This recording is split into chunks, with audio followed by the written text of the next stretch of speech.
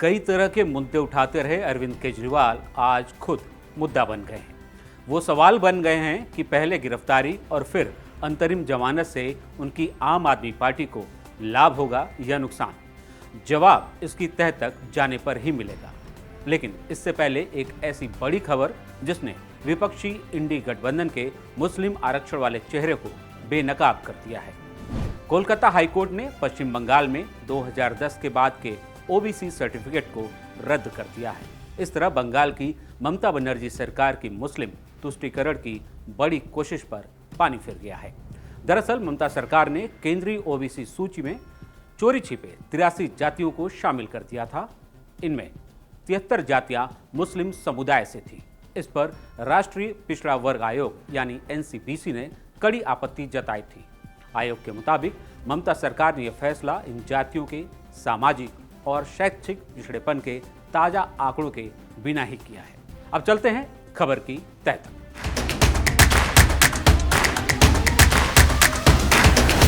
दिल्ली की 7 लोकसभा सीटों के लिए छठे चरण के तहत 25 मई को मतदान है। इसी को देखते हुए सुप्रीम कोर्ट ने शराब घोटाले में जेल में बंद केजरीवाल को चुनाव प्रचार के लिए 1 जून तक की अंतरिम जमानत दी हुई है। जेल से बाहर आए हुए उन्हें लगभग 2 हफ्ते हो चुके हैं।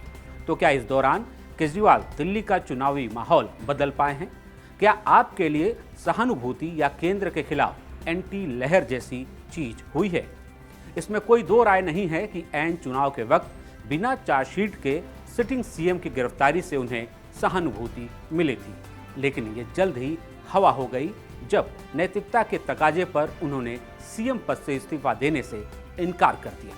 जबकि उसी समय जमीन घोटाले में गिरफ्तार होते ही हेमंत सोरेन ने झारखंड के मुख्यमंत्री पद से इस्तीफा दे दिया था। नैतिकता की बात यहीं तक नहीं, सुप्रीम कोर्ट ने जब चुनाव प्रचार के लिए उन्हें अंतरिम जमानत दे दी तब भी इसे स्पेशल ट्रीटमेंट ही माना गया। इससे वो उस आम आदमी से एकदम अलग सिद्ध हो गए जिसके नाम पर उनकी पार्टी है। फिर भी जेल से बाहर आते ही उन्होंने जो 2-4 रैलियां की उनमें कुछ भीड़ दिखी। लगा कि उनकी हवा वाकई बन रही है। 2014 में केजरीवाल की वजह से जिस कांग्रेस पार्टी की कुर्सी गई थी उसके भी हाथ मिला लेने से स्थिति और पुख्ता होती दिख रही थी। लेकिन 13 मई को राज्यसभा सांसद और दिल्ली महिला आयोग की पूर्व अध्यक्ष स्वाति मालीवाल की सीएम आवास में ही मारपीट हो जाने से सारी सहानुभूति हवा हवाई होती दिख रही है। इसकी वजह खुद केजरीवाल ही है। आधुनिक चाणक्य माने जाने वाले केजरीवाल ने बजाय न्याय करने के स्वाति मालीवाल को ही गलत ठहराने में लग गए। जिसे कभी लेडी सिंघम कहा करते थे उसे ही बीजेपी का एजेंट कहने लगे। इतना ही नहीं, 2 ऐसे वीडियो फुटेज जारी कर विभव कुमार को क्लीन चिट देने लगे जो घटना के काफी बाद के थे।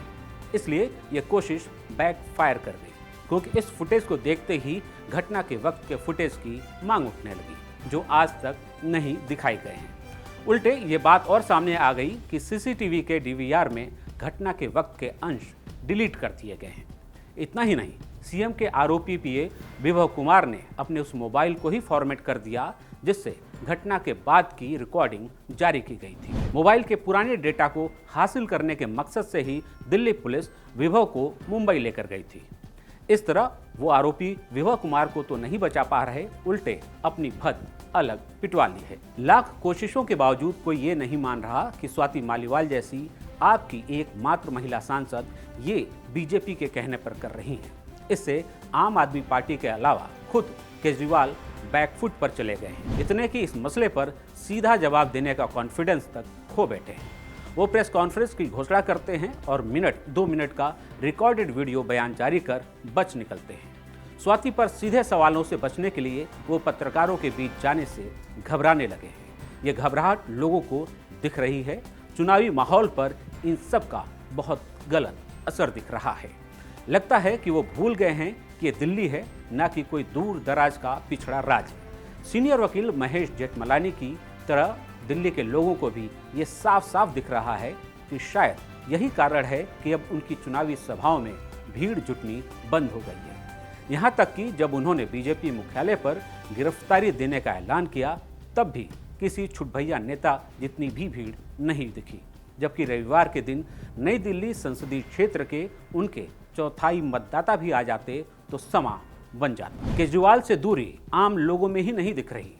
केजरीवाल को लेकर ये बेरुखी कांग्रेस नेता राहुल गांधी में भी है। शायद इसीलिए दिल्ली में उन्होंने केजरीवाल के साथ एक बार भी मंच शेयर नहीं किया है। जबकि केजरीवाल की गिरफ्तारी के बाद 31 मार्च को इंडी गठबंधन की जब पहली बड़ी रैली दिल्ली के रामलीला मैदान में हुई थी तो उसमें कांग्रेस से पार्टी अध्यक्ष मल्लिकार्जुन खड़गे, पूर्व अध्यक्ष सोनिया गांधी, राहुल गांधी के अलावा प्रियंका गांधी भी थी। उस मंच से संदेश दिया गया कि दोनों पार्टियां एकजुट होकर दिल्ली में चुनाव लड़ेंगी, जहां की 7 सीटों पर बीजेपी का कब्जा है।